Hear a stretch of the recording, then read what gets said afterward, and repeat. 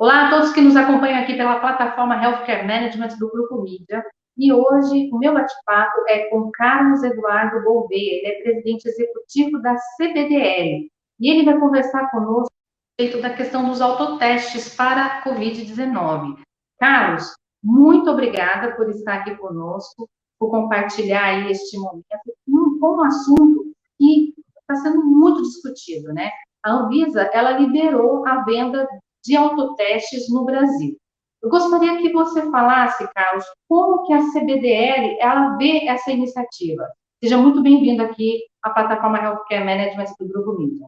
Muito obrigado, Carla. É um grande prazer, uma honra estar aqui com você, com o Grupo Mídia, compartilhando um pouco desse momento histórico aqui do Brasil. A criação dos autotestes, ela já existe há algum tempo e ela vem exatamente a trazer uma grande ferramenta para o cidadão comum, o cidadão leigo que pode, de fato, começar a ter controle da sua vida, né? É uma questão de autocuidado e uma mudança de paradigma. No caso do Covid, ele traz exatamente essa grande possibilidade. A Anvisa discutiu durante algumas semanas com o próprio Ministério, com toda a sociedade civil. A CBDL já está trazendo esse tema desde o ano passado. Nós fizemos um grande evento internacional em Brasília, em dezembro, onde participantes da OMS, do FIND, do Unicef, representantes de vários países, Anvisa e o Ministério discutiram a questão da pandemia e a importância e o valor do diagnóstico. E numa das mesas redondas, o foco em autoteste era muito claro, e a própria Anvisa participou, de tal forma que já estava se preparando para esse momento. Aqui no Brasil, nesse contexto de uma transmissão muito acelerada, hoje nós estamos vivendo um RT, que é uma taxa de transmissão de 1,78. O que significa isso? A cada 100 pessoas infectadas, outras 178 se infectarão. Ou seja, é um negócio impressionante e muito preocupante. Para não dizer que desgraça pouco é bobagem, nós tivemos ainda em dezembro o advento também da H3N2, ou seja, foi a tempestade perfeita.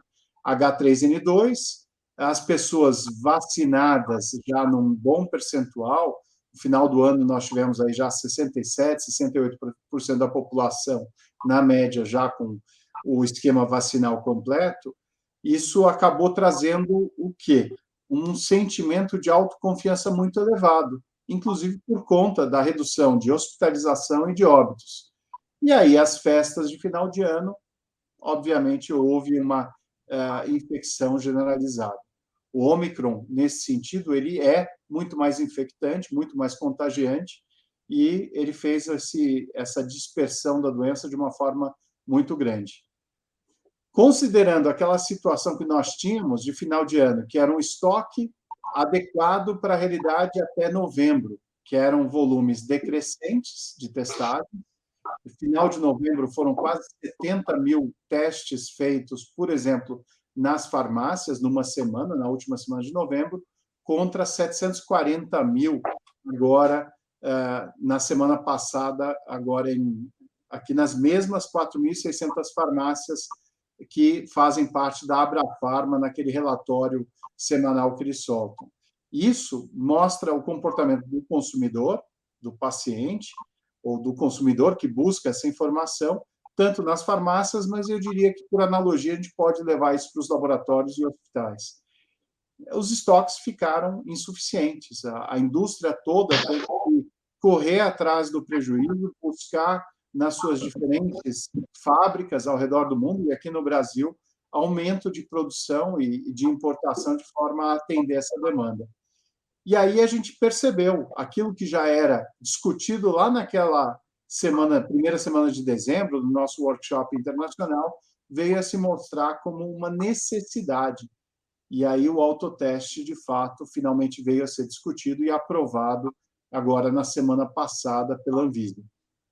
Então, a CBDL enxerga, de fato, com muitos bons olhos essa iniciativa e entende que o autoteste ele não substitui nenhum outro teste de diagnóstico, mas sim ele complementa esse grande arsenal que nós temos, que é o RT-PCR, o teste rápido de antígeno e, finalmente, o autoteste nas mãos do cidadão comum.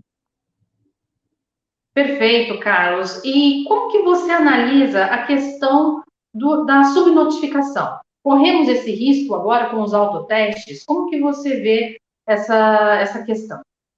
Não, nós temos aí, essa pergunta é excelente, porque é a dúvida que tem sido mais recorrente. As pessoas estão muito preocupadas com a questão da informação, de reportar ou notificar, até porque, no caso do Covid, assim como outras doenças infecciosas, existe a figura da notificação compulsória, que surgiu alguns anos atrás por necessidade do Ministério da Saúde, para controle epidemiológico, de contar com informações confiáveis. E isso não era tão comum, nem tão frequente. E ele estipulou. Isso se perpetuou, continua. Hoje a gente já conta com bases oficiais, como o Conect SUS, como o próprio RNDS, o Sistema Nacional de Informações na Área de Saúde, e até outras bases privadas. Eu comentei, por exemplo, o relatório da própria Abrafarma, que é uma entidade sem fins lucrativos, mas da iniciativa privada, e que traz detalhes de informações, inclusive em regiões, mostrando o mapeamento de eventuais infecções, zonas quentes e tudo mais. Então, a gente hoje tem muito mais base. E aqui, na questão do autoteste, o que é principal, num momento como esse que eu relatei, em que você tem uma infecção que se espalha de forma galopante, a população com muita preocupação, aquelas pessoas com comorbidade, por mais que o Ômicron não seja tão letal, tão virulento quanto a variante Delta, por exemplo, ele traz, sim, muitas preocupações, inclusive com populações mais vulneráveis ou com outras comorbidades. Então, a gente precisa tomar o quê? Uma atitude imediata, que é o controle dessa dispersão, ou seja, interromper o ciclo de transmissão do Covid. Esse é o objetivo primário, assim, principal. E como que se faz? Qualquer pessoa que teve contato com alguém infectado ou sente algum sintoma, ela tem que se testar. Ou ela vai para a farmácia, para o laboratório, ou, se ela não tiver sintoma nenhum, o aconselhável seria buscar o autoteste, porque ela evitaria uma situação de eventual risco caso houvesse aglomeração, filas e tudo mais, que foi o que nós vimos em janeiro. Fazendo o teste em casa, de forma muito clara, direta e simples, que é o autoteste, ele vem com um produto muito mais amigável, ela pode ter essa informação de maneira muito precoce. Tendo a informação, o que ela tem que fazer? Primeiro, se manter em quarentena e observar se ela vai ter ou não algum sintoma que necessite uma atenção médica ou de um profissional de saúde. E aí vale a pena indicar que a telemedicina hoje já é uma boa fonte de apoio para essas pessoas. Segundo lugar, ela tem que avisar todas as pessoas com quem ela esteve em contato recentemente. É o rastreamento de contato. Isso ajuda demais nessa questão do controle da infecção, controle da dispersão da infecção. E, por fim, ela, tendo de fato necessidade, ela vai ter acesso a uma terapia cada vez mais eficaz. Então, o autoteste, ele acaba tendo esse papel e nos ajuda demais nisso. A informação proveniente de um caso positivo é importante? Lógico que é. Então, se ela tiver um caso positivo e for confirmar, que é a sugestão, num laboratório ou num posto de saúde ou numa farmácia, esses estabelecimentos, por obrigação legal, eles vão reportar, ou seja, vão notificar compulsoriamente. A resolução 595 trouxe a possibilidade das empresas criarem aplicativos, mecanismos de captação dessas informações do autoteste. Então, a CBDL, junto com seus associados, nós estamos aí sim trabalhando numa boa solução, que pode ser um aplicativo ou um sistema disponível na web, na internet, para que ela possa captar de uma maneira muito simples essa informação possível e disponibilizar isso para o Ministério da Saúde para que amplie a sua informação. Mas eu lembro que o mais importante agora, nessa emergência, é interromper o ciclo de transmissão da doença. Carlos. Bom, e a gente sabe que a testagem em larga escala, ela sempre foi defendida pela OMS, mas, por outro lado, no Brasil, o Brasil não adotou essa estratégia, né? E é um dos países que menos testam a população. Você acredita que agora, com a venda de autotestes, o país poderá se destacar neste cenário? Eu entendo que a busca por uma solução contra a pandemia é responsabilidade de todos. É do próprio Ministério da Saúde, é das empresas, da sociedade civil organizada e, obviamente, agora com o autoteste, ela passa a ser também do próprio cidadão. O cidadão tem sim a oportunidade em suas mãos de ter um controle nessa busca do autocuidado. O que nós vemos é que o Brasil testa até hoje muito pouco. Nós testamos a metade do que a Argentina testa, per capita, 1/10 do que os Estados Unidos e 1/21 do Reino Unido. Ou seja, a gente não testa uma população tão grande, a gente, de fato, não gera informação que serviria de subsídio para a tomada de decisão pelo gestor público. Então, é importante, sim, usar o autoteste, ter sistemas que possam compartilhar essa informação, é o que eu comentei há pouco, a CBDL está trabalhando nisso, dentro do contexto da resolução 595 da Anvisa, e a gente pretende aumentar. Agora, só o cidadão comprando o produto na farmácia vai resolver o problema? Não. E aí entra uma questão que muito tem se discutido, que é a função do autoteste como instrumento de saúde pública. Então, em vários países, nós temos visto a compra pelo Estado e distribuição de forma gratuita. O Brasil, muito provavelmente, vai fazer isso. O Ministério da Saúde, num primeiro momento, relutou e informou que, a princípio, não vai comprar. Mas estados e municípios têm sim indicado que haverá interesse nisso, o que faz todo sentido. Um município que tenha uma infecção generalizada ou grande número de casos, obviamente, para ele evitar essa aglomeração nos postos de saúde, ele pode muito bem comprar e distribuir naquela região para que as pessoas se monitorem, testem em casa, por exemplo. Um estado pode fazer essa alocação de forma inteligente também, como política. E se isso acontecer, nós teremos aí um efeito muito positivo, que é o quê? É a questão da compra pelo Estado, ou seja, o uso do poder público para gerar escala de produção. Isso vai permitir, obviamente, que o próprio preço para o indivíduo na farmácia caia. Então, a ideia é que torne até mais competitivo. Infelizmente, se o produto estiver apenas disponível em farmácias, você terá um problema que é de acesso. Nem todos vão conseguir comprar, porque, obviamente, a gente tem desemprego alto e muitas vezes a pessoa não consegue dispor desse valor do próprio bolso para adquirir. Falando justamente essa questão de valor, né, Carlos, que você citou agora. Na Europa, os autotestes, eles são muito acessíveis. Você acredita que isso também vai acontecer aqui no Brasil? Tem alguma faixa de preço que vocês estipulam que pode ser os autotestes? Como que você avalia o poder da população em obter esses autotestes?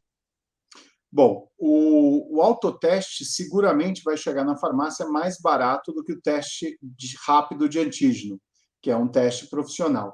E por quê? Ele é composto do próprio produto, mais o serviço de assistência farmacêutica que é fornecido ali naquele local. Então, sai com laudo e o próprio farmacêutico vai fazer uma série de verificações antes do teste. No caso do autoteste, ele é um produto de gôndola. A pessoa vai na farmácia, compra e vai fazer em casa. Obviamente, seguindo as instruções de uso, eventualmente vai haver tutorial na própria internet, e tudo isso facilita essa utilização e evita a necessidade da assistência de um profissional. Por conta disso, considerando que o teste rápido de antígeno está entre 70 a 150 reais, dependendo do local, do produto que está sendo oferecido, nós imaginamos que o autoteste chegue ao consumidor entre 40 a 75 reais. Ou seja, mais acessível do que o teste rápido atualmente disponível, com esse serviço farmacêutico, porém, como eu comentei, ele não é um produto de graça, ele tem o seu custo. Infelizmente, comparando com a Europa e Estados Unidos, a carga tributária e alguns outros custos do efeito Brasil acabam impactando também. Mas a ideia, sim, é que ele seja o mais acessível possível. Carlos, agora falando para quem vai abastecer esse mercado, né? O nosso parque industrial brasileiro, você acredita que está preparado para abastecer essa nossa demanda, né? A demanda pelos autotestes? Ainda vamos ter que depender de produtos de fora? Como que você pensa sobre isso? Bom, a CBDL representa bem o mercado de diagnóstico in vitro. Nós temos aí desde pequenas empresas até grandes, nacionais, multinacionais, importadores, distribuidores. E com isso, nós temos dentro do nosso grupo de associados muitas empresas interessadas em trazer o autoteste e que já estão se preparando, até pela experiência internacional, a indicação da própria OMS, que está para soltar algumas guidelines nesse sentido. Todos têm se preparado, ou com protótipos, com produtos já disponíveis em outros locais, e já estavam esperando ansiosamente por essa resolução que a Anvisa editou, de tal forma que rapidamente nós teremos já alguns produtos chegando ao mercado. Nas empresas nacionais, elas têm sim capacidade produtiva e tecnológica para trazer bons produtos. E vários já se prepararam e já estão, inclusive, expondo em caráter assim de pré-registro, mostrando quais serão os produtos que colocarão à disposição de todos.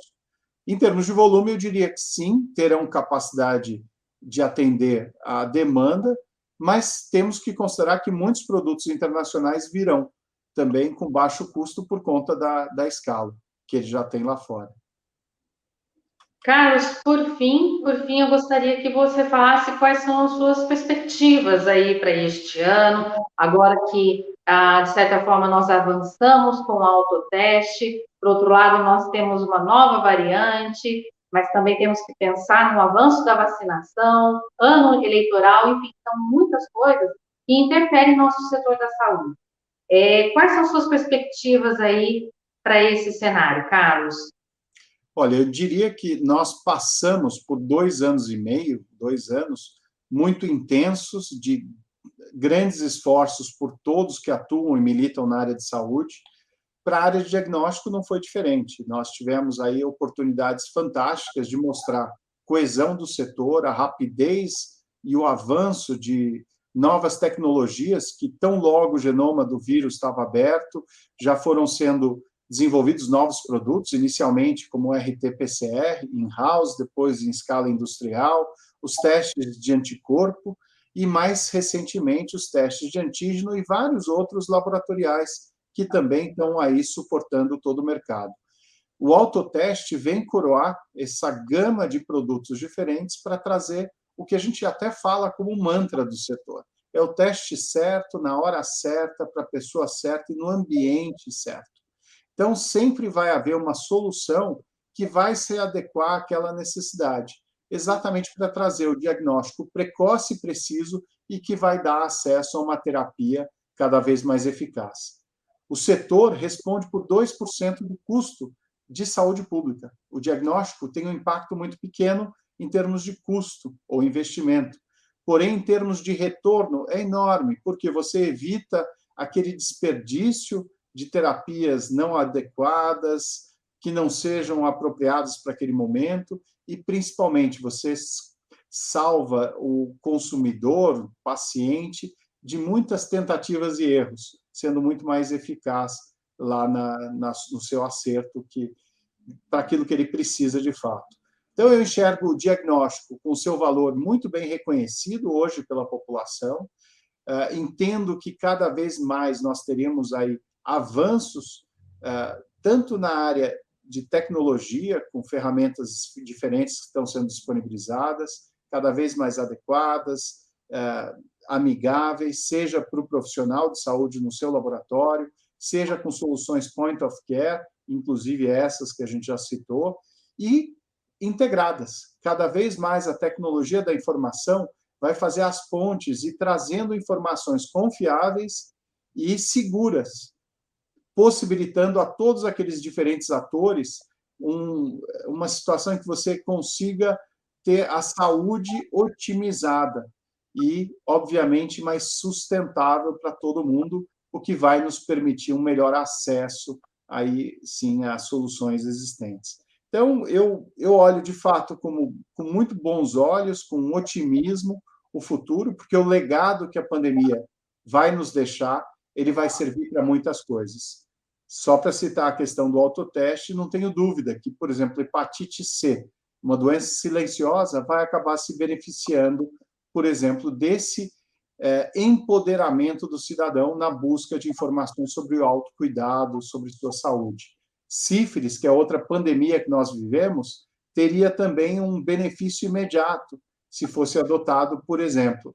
E lembrando que isso não é tirar volumes de laboratórios e hospitais, é pelo contrário, é ir aonde o consumidor, o cidadão está, na ponta, ali nos arredores aqui do Brasil, nos confins do nosso país, e que muitas vezes ele não tem acesso a um posto de saúde, a um profissional ou a um sistema como o SUS que está aí. Deveria ser para todos, mas nem sempre ele consegue chegar onde precisa. Então, a gente começa a levar o diagnóstico nas suas diferentes formas e versões aonde o cidadão está. É trazer esse cidadão invisível para o sistema. Acho que esse vai ser um grande ganho para todo mundo. Carlos, eu agradeço muito a sua participação aqui na nossa plataforma Healthcare Management do Grupo Mídia. Eu entrevistei Carlos Eduardo Gourmet, presidente da CBDL, direto aqui para o nosso canal. Muito obrigada, Carlos. Obrigado a você, Carlos. É sempre um grande prazer. Prazer é todo nosso. Tchau, tchau.